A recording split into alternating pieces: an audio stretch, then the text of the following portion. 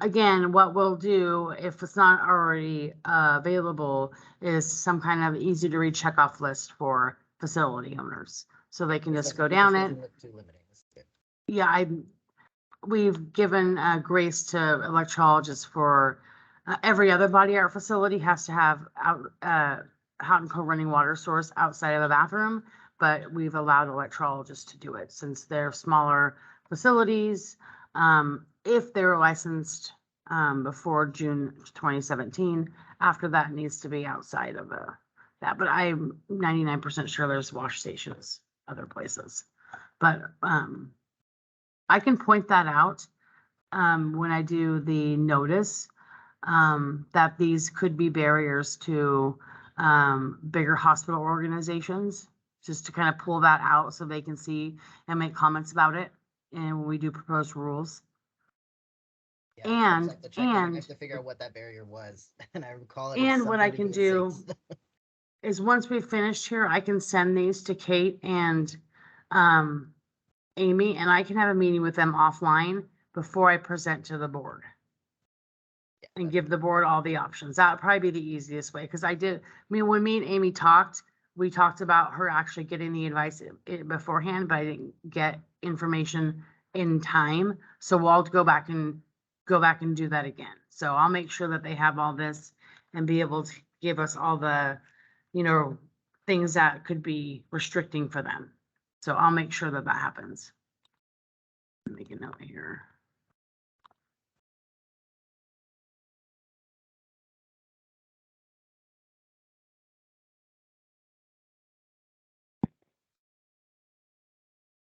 Here's client records. I'm going to add in somewhere in here that if there's more than one supervisor, that would need to be documented. Would it need to be documented client records?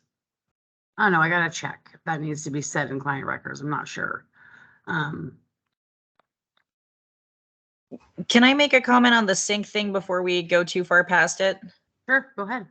I just want to point out, I think that is more of a barrier to entry for sole practitioners, because I've talked to a couple of local sole practitioner electrologists, and it's much harder to find a facility with a sink that's outside of a bathroom if you're just trying to rent like one room or one office in, like one of those big houses that's gotten converted into offices. And so I just want to point out, I think that's more of a barrier to entry for individuals trying to operate their own small practice than like a big hospital trying to add in an electrology department or whatever. Yeah, I think that is going to most affect smaller businesses and sole practitioners. I just did a rule for earlobe piercing facilities that only have earlobe piercing, and what they're doing is getting portable sinks, hot and cold running water portable sinks. Very doable, inexpensive, and you can put it anywhere. And they're putting them right in the malls. So okay, all right, great. If that works, sounds fantastic. Yeah. Okay, the next stuff is facility requirements. Anything we would mess with here would also affect our other programs. I really just put it in here if we need to reference it. I don't think anything needs to change. It's pretty status quo as far as any of our facilities that we have, cosmetology, any of those, they're all kind of the same. Is there any other, Sabina and then Sheila. Sorry, my hand was still up from my previous comment. Oh, okay. Sheila? I'm just wondering, in a medical situation, if when the sterilizing of instruments is done, is the electrolysis trainer going to be the person required to do that, or does it normally get passed off into the staff that usually does all the sterilizing? Usually, I think I know in dental offices, the medical offices, they have somebody who's the the go-to person that does all the sterilizing. Or does everything is covered here mean that the electrologists themselves is responsible to do their sterilizing? Or Yeah, is that and assumed? in the training program, it talks about sterilization and having to do that as part of each procedure. Okay. And they wouldn't pass through the curriculum to licensure if they didn't do it. I just wondered if the medical facility would require that their person be the person that oversees the sterilizing and. Not if they wanted to have a training program. Okay. Thank you. Yeah. If there is nothing else, we can move on to, where's my agenda? The fiscal impact statement. So let me pull that up. Hold on. What am I doing? Um,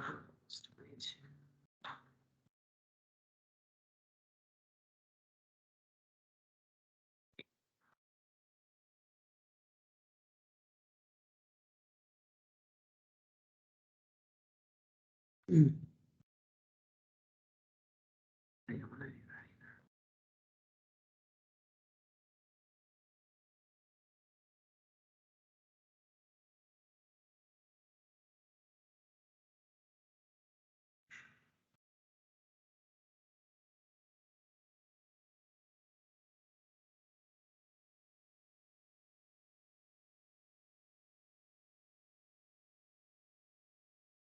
Okay.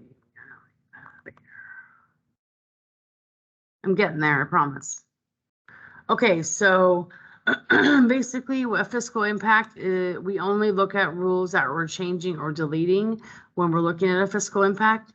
So there's specific questions. A lot of these I can answer,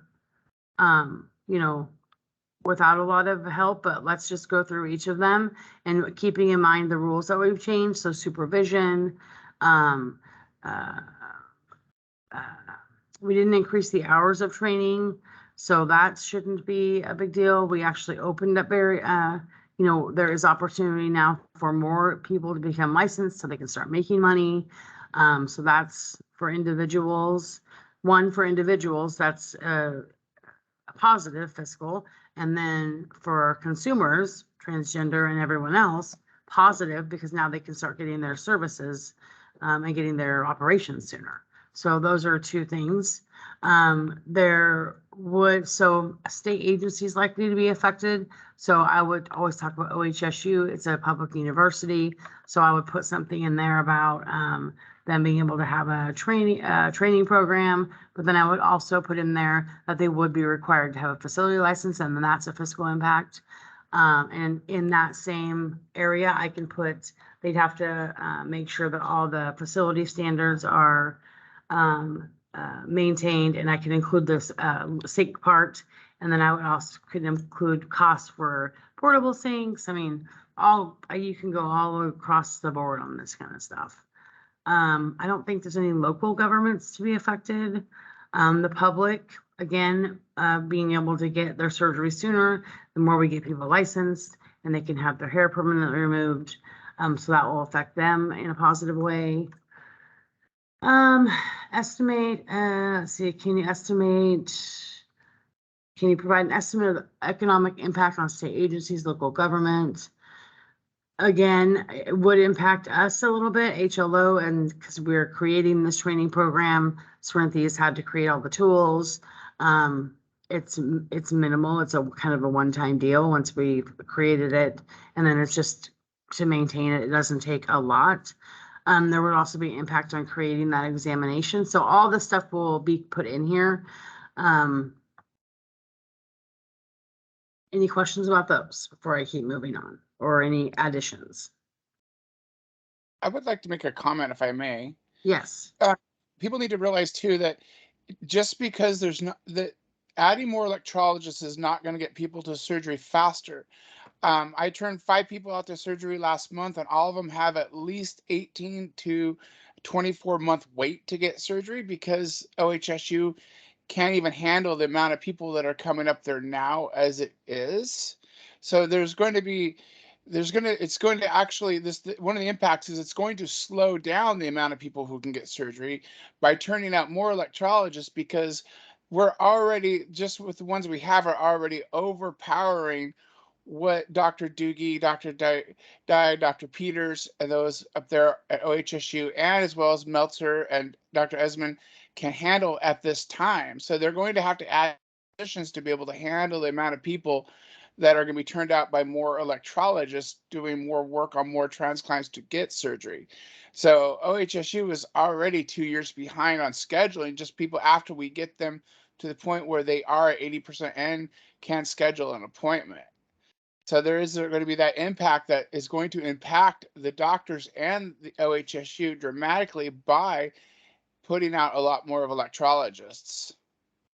Also, people need to realize too that just getting licensed as an electrologist doesn't allow you to immediately start doing work and taking insurance and other things like that for payment, where a lot of the trans community has a CCO, community care organization, which manages their OHP. They have to go through a bunch of hoops and hurdles to be able to accept medical insurance and to be able to take medical insurance, where most of the trans clients that are out there are on a CCO, and so there is going to be a bigger impact in those areas as well.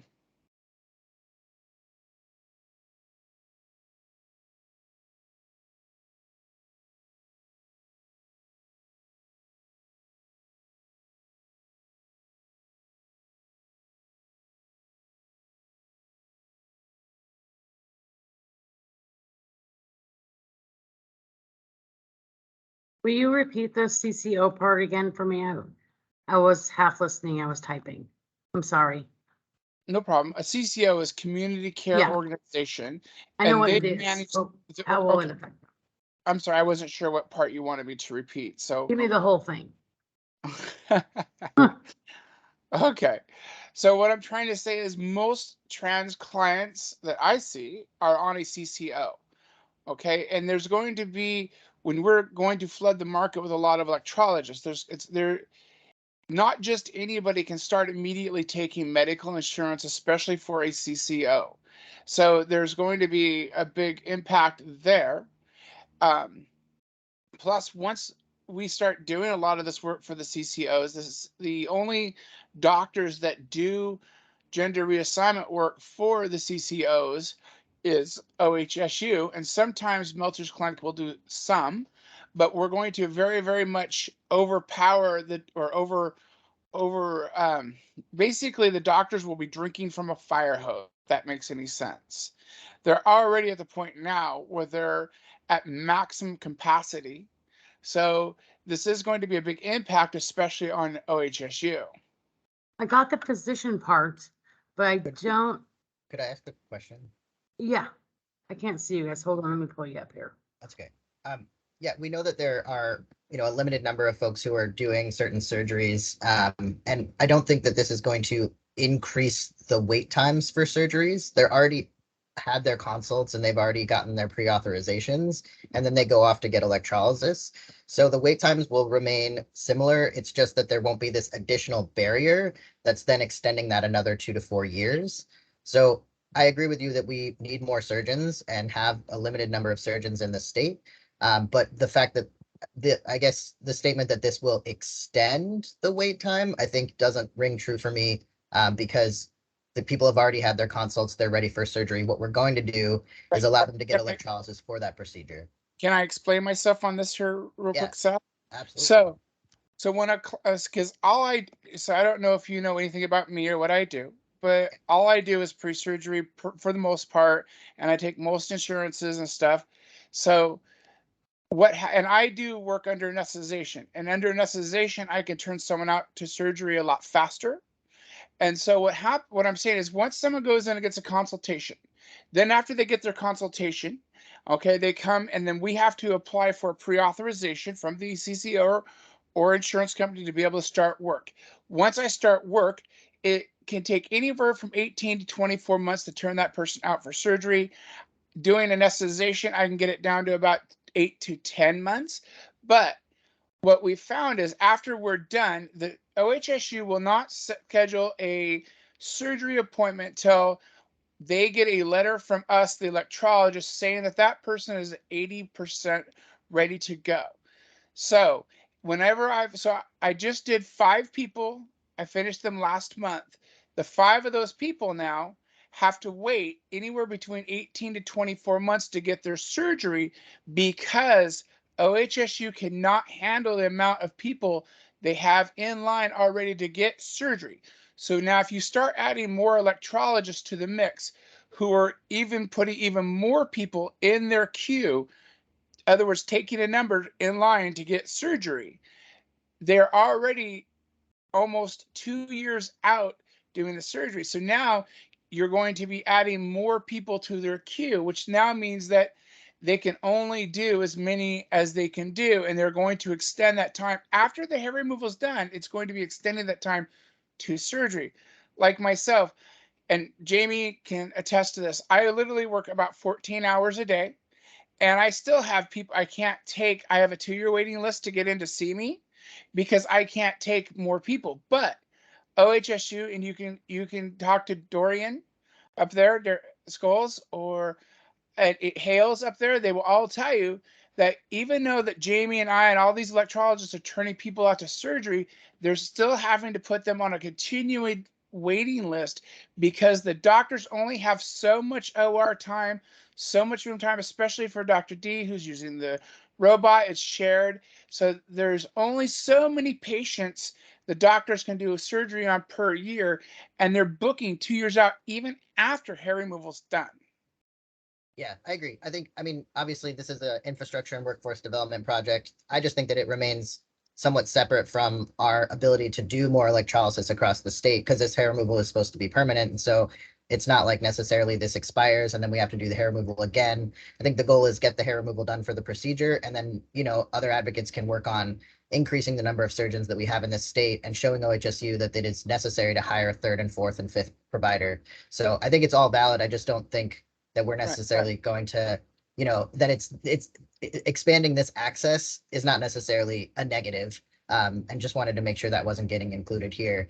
We want electrolysis access to expand. And then we also have to do an infrastructure project and have more surgeons if we have more people coming to this area because of the fact that we have inclusive healthcare and other states are simply banning healthcare outright. So we're going to see more people coming here. And my other comment, Sammy, is that once someone becomes an electrologist, it's not easy by any means to start taking medical insurance and be contracted and be paneled to be able to be a provider for these different insurance companies. And then once you are running the gauntlet of figuring out how to get them to even pay, or the codings and diagnosis codes and how to bill for them is a whole nother dynamic. And that is also going to impact the local CCUs and in commercial insurance companies, because as we add more electrologists to the mix, they're going to start getting flooded that way too. And it could actually slow down a lot of that process as well. And it's also a big learning curve for the electrologists to be able to do that. I've kind of got an ace in the hole. My wife has 38 years experience working in patient financial services. So she's been, instrumental to what we do in my practice. And I just know it's been crazy hard to run that gauntlet. Is it considered a fee for service through the CCO? Like, for example, community burst is not, it's a separate thing that's paid for by the Oregon Health Plan, and it's basically a fee for service where they have to get prior authorization. Is that the same scenario with? Yes, it is considered just like so before we can provide any services to a patient, we have to gather all their information, their medical records, all their stuff, and we have to go through this whole process, and then we have to get the authorization from not only the surgeon, but they need 2 letters from therapists. They also need a letter from their doctor. And so for me to provide services, I have to go and get all this information and then fill out the pre-authorization request packet and then send it in. And then sometimes it gets denied. Then we have to go back through, redo it and send it in again. It's a very long, daunting, hard process sometimes to be able to take medical insurance, which is one of the reasons why a lot of electrologists refuse to do it. Yeah, we have the same situation with community births. Let me ask you this question. Is there somebody at Oregon Health Plan that you work with? Like maybe Nathan Roberts? Does So that ring a bell?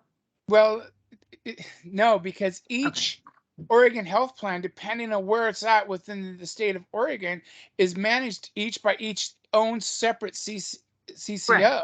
So you have to have a person within inside of each CCO that you work with. But And the other it's problem not is because because- electrologists, we are so small, we get really overlooked a lot. So it's become it's a very, and I would love to know who Nathan is and talk to Nathan, because like I said, this is what we do on a daily basis at my practice. You know, most people we get referred, a lot of people from OHSU to us because of the fact that we're really kind of on the cutting edge of taking almost most insurances.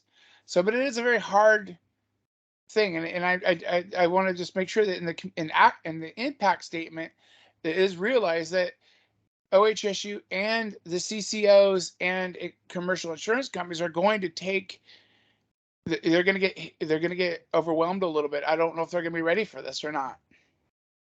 Seth, I just have a question for Seth really quick, only because I thought I saw in the executive summary something about HERC and providing guidance on the gender reassignment surgery. Did I see something about that? So, And have they started that process? so the HERC so we were basically going to try and expand for electrolysis to be covered, or hair removal to be covered, that was not related to surgical site, because that's not currently provided. It's seen as cosmetic for facial hair removal to be covered. That was the HERC related piece, was expanding access to facial hair removal. So it wasn't connected to the transgender surgery? At this point, surgical site hair removal is covered under Oregon Health Plan and some marketplace plans. Correct. Most all pre-surgery hair removal is covered for phalloplasty and vaginoplasty. I have a group of people also, Seth, that we're trying not only to get it covered for transfacial, but also for women with polycystic ovarian syndrome who go through the same exact symptoms and same exact issues and same exact problems as a trans female does. And so, but it's the HERC board is just it's another battle. And I mean, it's a hard battle. So, and we're right on my practice, and my doctor, Dr. Kyle Curzett, we're right on the front lines with all this too, trying to be able to get a lot of this done too. So, I mean, as Seth said, this is definitely a work in progress that we're all trying to make gains towards. Yeah, I'm happy to meet with you, Lacey, if you would like to discuss the legislative work that I'm working on related to expanding what is seen as cosmetic to be medically necessary. So we can always set up a meeting. Thank you. Like I said, we have also stuff too for PCOS and other things too as well. So.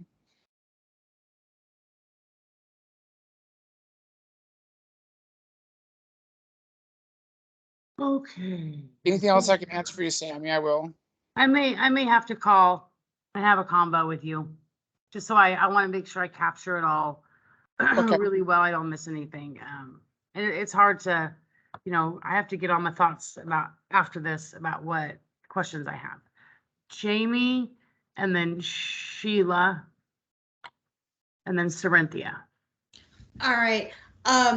I am one of those electrologists. I do not take insurance because I'm a one-man show and I just can't go through all the hoops to get insurance. It just takes too long for me to do this work. On the other hand, I think it's wonderful to get more electrologists because not all of my people are going for surgery. I have many, many trans people where I'm working on their face. I have many women with PCOS. I have your normal people that just have a little extra chin hair, or women that want their underarms done or their bikini lines done. there's so much work out there for people that are not trans. And if I had a customer call yesterday, when can you take me? Well, I can't take them till the end of September now. I know Sheila is not taking people till the end of December. And so I kind of feel this is a wonderful situation to get more electrologists in the field. Now, being president of the Oregon Electrolysis Association, we have a lot of old people. I'm old. I'm 77 years old. How much longer am I going to be practicing? Sheila, she's around my age. She's going to retire also. I know of at least 10 electrologists who are going to retire in the next 5 years.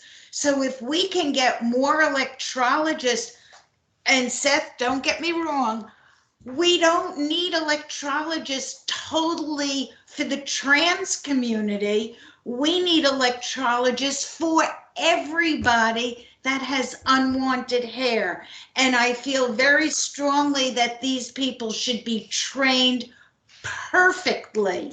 I've given my life to electrolysis, but there are many, many people that want electrologists.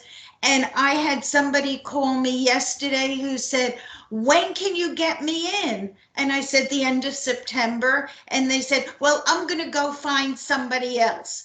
Well, in a half hour, he called me up. He went through everybody on Google in the area.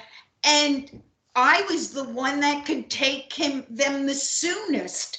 And this guy is not trans. He just wants his back done. But I feel very strongly that we need more electrologists for everybody. And I agree with Lacey. We need more surgeons doing the procedure. And I did scuttlebutt, please don't take this as gospel, but I hear one of the doctors at OHSU is going to retire in 2 years. I sure hope they're going to hire somebody else to replace that person. So I guess I ranted enough, and but we need more electrologists, and not just for the trans community. We need it for everybody. Right, mean, and we've it's gotten a never little off anything- track. Yeah, that's never anything that I negated. The reason was that this population had a specific need. So also using the word normal to describe people who aren't trans, I think I would just discourage us from using words like normal and not normal. Trans people are valid and exist. And I guess the point is that all people need hair removal, whether they're cisgender or trans. So I totally hear you. Just want to ask All for right. some language. Seth, I'm sorry I used the word normal, because everybody's normal. I'm very aware of it. I didn't mean it in a negative way. I just wanted to separate the two populations out. So please, I'm sorry for using the wrong adjective, okay? Okay. Estimating the cost to state agencies, government, and the public is very difficult to do. This might be where I can work maybe with Jamie to see how much the public does pay out of pocket. If there's a range, I don't know. So this is something, these are kind of some things that you can't always do in a meeting because there's more questions, they're layered questions. So I can circle back with Jamie and maybe other providers who don't take insurance, and then circle back to like Lacey who does, and where there would be cost savings. I'd be happy to help in any way on either, because we take cash as well as insurance Okay, too. So. Perfect. So I may do a little business meeting just around fees for services generally. So transgender fees, someone who just wants their armpits done fees, kind of on the whole gamut. That might be something I do before the board meeting, but I'll get in contact with you guys before then. Estimate the number of small businesses. So small businesses would be like Jamie's. So I can, I can venture to say that usually an electrologist is their own facility owner, small business. So that's a pretty easy number to get. Identify the types of businesses and industries. So electrology, hair removal industry, can list a whole bunch of them here. Any record keeping or reporting or administrative activities. So for the training program, supervisors will have to keep all of those records. So I'll put all of that in there. Cost for professional services. I suppose there could be someone who created a training program if they have like an accounting service or something like that. So I'll provide different kinds of examples just to get people's minds thinking. But a lot of times you can't always get a good answer for some of these questions. Sammy, They're very, yes.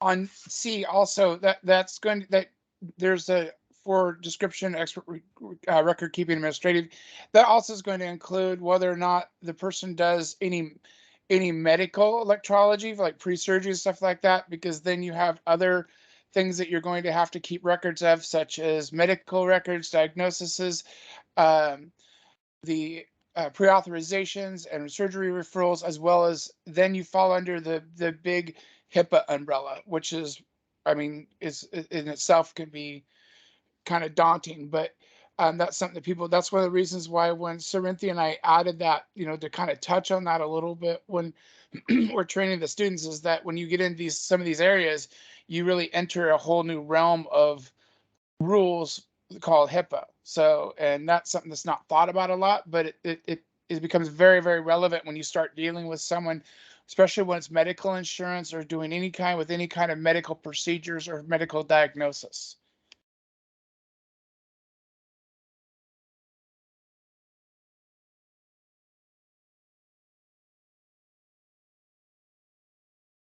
Okay. So small businesses who are involved in the rulemaking because you're all here and you're small business owners. If you cannot estimate the number of state agencies, which I think we can estimate that. Sufficient to notify who might be economically affected to evaluate their position. Is fiscal impact statement sufficient? Those who, yes. I'm assuming. And so the next one, are there ways to reduce the economic impact on small businesses? So consolidating compliance and reporting requirements. We're not adding anything additional, so shouldn't be an issue. It's only if we're adding things. So anything that's already in place, we wouldn't be adding things. Objective criteria for standards in relation to small businesses. I suppose if a small business has a training program, you might be able to wrap something into that. So that's something that I'll look at. And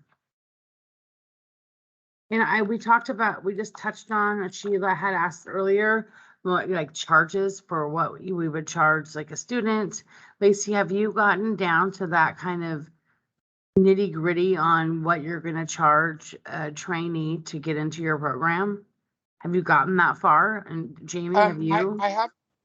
I have things penciled out, and I want to make sure that, it's everything's okay, but yeah, we have ideas and some things penciled out for some of that. Yes. Okay. So that's going to be stuff that I'll want to know. Right.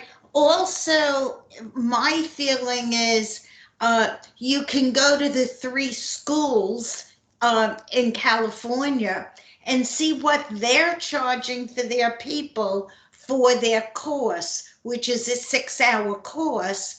And again, they can complete it in 2 to 3 months, but they're working with these people 8 hours a day, 5 hours a day. And of course, chair side, we are not going to be able to do that kind of time. So the cost might be the same, but it's going to take, for me, I'm thinking it's going to take a year to train somebody. And for me, I can only do one person at a time because I'm not willing to work more hours than I am right now, which means I will have to not take some people. But I'm hoping we'll have more electrologists, so these people will be able to go someplace. I do not work on Fridays now. And yes, I know I'm contradicting myself, but I am planning on giving up my Fridays to train people. But it's going to, anybody that comes to me, it's going to take them at least a year to be able to get trained. And the cost will be about the same as if they went down to California. The only